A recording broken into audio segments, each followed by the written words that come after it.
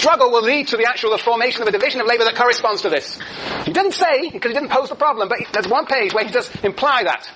Well, that's one solution. We take this as given, and we struggle, and we produce this. But there's another way of resolving this problem. The other way is to shape this, in accordance with this.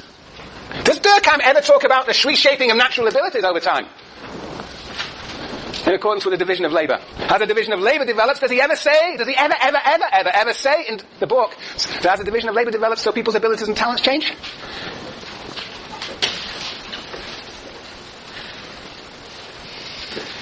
Oh, I love it. Hands up slowly up. Yep, Jason. I thought it was a matter of like natural ability rather than people being exposed to certain stuff and then developing. I'm wondering whether, in fact, yes, that's what he says on 3:10, 3:11. But is there anywhere else in the book where he talks about, as a division of labour develops, people's abilities and talents change? Jessica. Say that like men and women are like the same in the beginning, and then they, as individual labour habits, they become different, they become their roles, right? I feel like you know. Very good. B. I'm running out of B's, yes. Absolutely. Remember that fantastic chapter in the beginning? We talked about mechanical solidarity, and there's the introductory chapter. He says, remember, what happens to men and women over time? Their brains shift. We don't need to talk about brains. But basically, that the men and women actually develop different talents according to their position in the division of labour. That's the other way in which these two pyramids get shifted, one could argue. If one were to pose the question, why are these the same? One answer is that the social functions adapt to the natural abilities, but then one could also say that the natural abilities and the distribution of adapt to the social functions. There are two answers on them, both are, if you will, in Durkheim. Fascinating. Very good. Anyway, but he does not actually problematize this at all, because, he doesn't draw pictures. If he drew pictures, then he would understand some of the problems with his theory. Yes. All right, look. But what do you think of all this stuff? What do you think of all this stuff?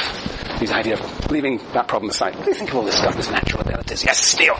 Well, I think his idea is that you only can hone in your natural ability based on your function within the division of labour. So, that's the only way to truly identify that. But if you're not exposed to everything, then how do you know that I can be the greatest hockey player ever to be born, but I'm never going to go get on skates and go try. So I don't understand how he can say like people's natural abilities are what they're doing within the. So what do you think of the idea of natural abilities? No, I think it's a crock. You can train anybody. What did you call it?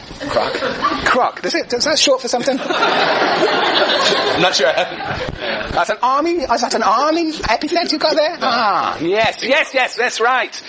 Right. Yes, Jessica. So, what I always get confused about is that he says that the individual is a product of society, so you wouldn't be able to have natural abilities. Yes, that's the paradox. Very good. On the one hand, he says individuals are somehow a product of society, but on the other hand, he's saying, well, individuals have these innate predispositions. That seems to be contradictory. Yeah. Very good. You're in really good ransacking form today. Yes.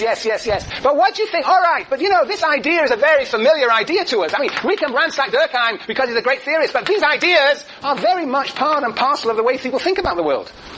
So we should be. So this what Durkheim is actually showing is some of our certain common assumptions about society are problematic. Yes, Jason. I have a question. So for this natural ability, does that necessarily match up with people's taste and interest? Like you can be really good at something, but you just don't care for it. Like really good at math, but that's not your calling. Yeah, well, Durkheim would say it is your calling because you're good at it. You'll realize yourself, and you'll become free through actually pursuing that. And we will somehow convince you that that's what the thing to do. So maybe we need another triangle. Oh yeah? I think so. What triangle? Interests. Well, that's if you pursue, yes. Okay. Well, we got to coordinate, the coordination of interests somehow. Yeah, that was an interesting idea. Yeah. That's an interesting idea. Yes, Lauren. Can you talk about natural abilities in the same terms as Marx does about, your many, different facets of talent? Well, what do you mean? What, say more. Could you have several different natural abilities? So could you occupy many different social positions? Well, yeah, that would help. If people did have more than one natural ability, it would help on the mapping, wouldn't it? To make the whole thing a bit more flexible. He doesn't say whether you do or you don't here, but that would help things. But the whole conception of human being, that, as we said last time, is fundamentally different to Marx's idea. For Marx, people are multifaceted individuals with multiple talents and multiple needs. For Durkheim, they tend to have singular set of dispositions and needs, slotted into a division of labour. For Marx, the division of labour is what? Anathema. It is a constraint on precisely human nature. For Durkheim, it is the realization of human nature under the best possible conditions. Yeah. So that's right. Yes, Sienna. First, also, you talk about, they kind of like a utopia of equality going on, but then we have this reward triangle that kind of is a hierarchy of reward. So like, yeah, the gender divide, one you did, $5 an hour. Is that the utopia that there's still going to be equality? Okay. There's going to be hierarchy, and there's going to be a hierarchy of rewards correspond. There are these three hierarchies. That's clearly formulated in the conclusion. Yes, that is his vision. That's why I want to insist always on these triangles, because he's really got a hierarchical view of society. But he's got a sense in which those who are down below, the janitors, the people down here, the sociologists, janitors, sociologists, I don't know, the artists, I don't know. So, that everybody in a sense will be, in some sense, content with their position, because they will feel part of a common project, particularly here. This is common project. Yeah, that's the idea. Now, you may think this is, what did you use the word? What did you say? Crock. How do you spell that? C-R-O-C-K. C-R-O-C-K. Okay. Yeah, you may think it's something of that order, but this idea is very prevalent, that somehow some people deserve and will be happy at the lower levels of quote society. Who's likely to say that? People at the bottom? Yeah, you think people at the bottom are likely to say that they're happy to be at the bottom? I mean, did you revolution here?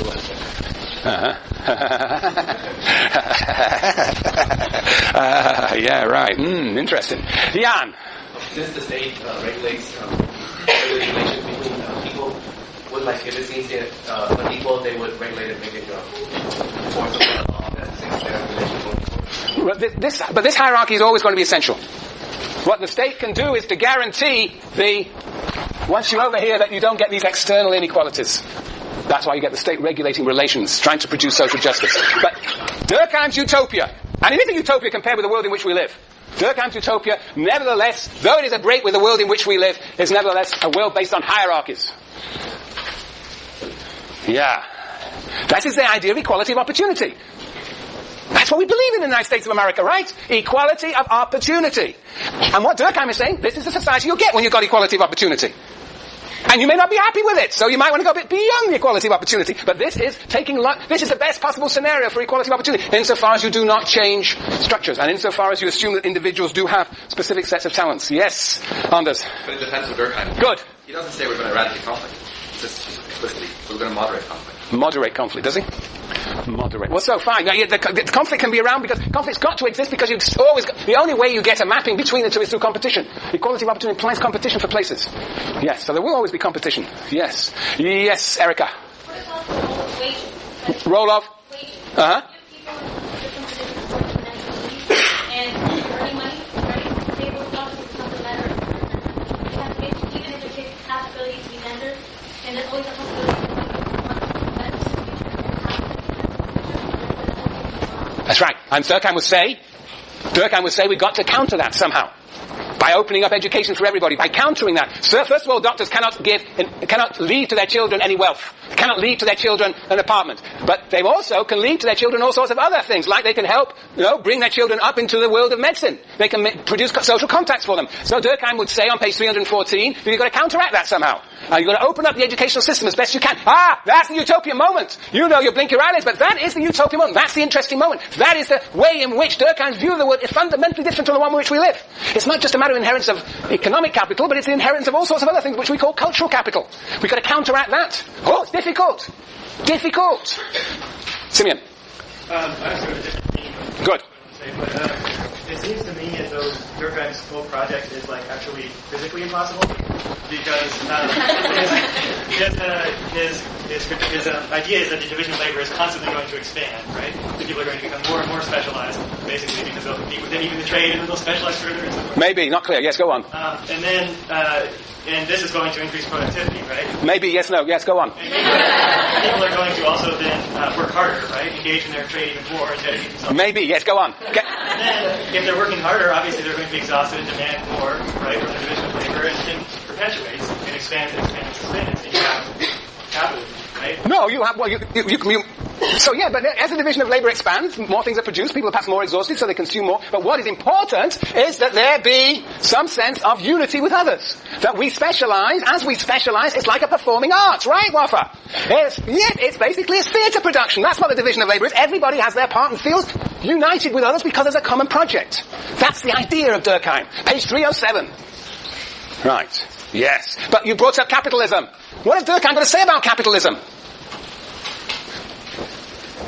Yes, Lars. So it's good, you just need the right form of capitalism? Well, yes, but what does he say? Does he mention the word capitalism? No. What else doesn't he mention? Classes. And what, if he doesn't mention classes, what else doesn't he mention? It's equivalent to classes. What are classes, after all? Exploitation. So there's a whole, he doesn't mention private property. But if you read the second preface to this book, which you should do over the weekend when you're in New Orleans, yes, second preface, there he says that private property will not be owned by individuals, nor by the state, that's Lenin, but by these occupational groups. They become the owners of property. So it's a fascinating idea. That itself is an incredibly radical idea. This is an incredibly radical project. This is incredibly radical. So there, he has an idea. He doesn't make a big deal about it, but private property, who owns what, that will be distributed, disseminated to these occupational groups. Exactly how, we don't know, but that's what he says. Yes. So that's an interesting. So it's a new form of, quote, capitalism. Yes, Jessica? Did you ever mention, like, what type of reforms? Like, maybe it doesn't be monetary reform. Ah. Well, yeah, that's it. I'm assuming it's at the end of the conclusion that he is talking about material rewards, but he probably is also talking about prestige. That's also a word, symbolic rewards. But I do think he's talking about material rewards. But I think it's important that they symbolize positions in the hierarchy. Okay, all right, very good. Anybody else got a pressing ransacking? Matthew. One thing that bugged me is that his ability to label something as normal in and of itself implies certain power relations that he's ignoring, because it's not itself. Yes. What he regards as normal, which is over here, Foucault is going to say is not normal, is normal quotes, but actually is not going to lead to some emancipation or freedom, but it's going to lead to constraint and domination. So this picture over here is anathema to Michel Foucault. This idea of slotting people into places and regulating their activity is anathema to Michel Foucault. Whereas for Durkheim, this is emancipation and freedom. Yeah. Interesting, huh? That's going to be the interesting thing about Foucault. See, Durkheim has got this idea of inevitable progress, inevitable evolution of freedom. As you move from mechanical to organic solidarity, individuals develop their talents by being slotted into places. That is freedom for Durkheim. And for Foucault, it's domination. And for Marx, it's in domination too, because Marx doesn't like the division of labor. Very good. Any more? Anybody else want to say anybody burning to demolish Durkheim anymore? I got 4 summary. I'll say them very briefly. 4 summary. Very briefly, I'll say it in 3 minutes, less than 3 minutes, of my summary of your, because we all think alike, we converge on the same point. The 4 points of ransacking Durkheim. First point is the problem of meritocracy. This is what this is. The problem of mapping natural abilities onto social functions. This whole idea here. And the idea that there are natural abilities. As Neil says, who's going to define the natural abilities? Who's going to define those natural abilities? Right, so that's point number 1. Point number 2. How on earth does one move from the abnormal to the normal? How do those external inequalities wither away? And we have some ideas about that, the importance of the development of the collective consciousness and the role of sociologists possibly in that. But anyway, that's a big question, that movement from here to here. That's the point number 2. Point number 3 is what happens to capitalism? Is this, as Lars said, is this a new form of capitalism? It does seem to be ultimately a new form of capitalism. It is capitalism probably still, but the owners of the means of production are now these occupational groups. We're moving sort of in the direction of socialism. But anyway, what is this? What happens to private property? It's unexplicated here, but I think what he's arguing is there is a new form of capitalism in which private property is owned by occupational groups. But still, we will have a division of labor, and there will be hierarchies, and people will be rewarded according to the work they do, what they contribute, like in the dictatorship of the proletariat. Only there will not be the radical democracy that Lenin talks about in the dictatorship of the proletariat. So anyway, that's the third question, is what happens to capitalism under Durkheim. It's not really formulated. And the last point is that for Durkheim, society naturally evolves towards greater and greater freedom for individuals, greater and greater emancipation. And the realization of individual abilities lies in finding the true place in the division of labor. And that, of course, is a view of society that suits probably the dominant class. A view that somehow we can make happy those who are in lower strata of society.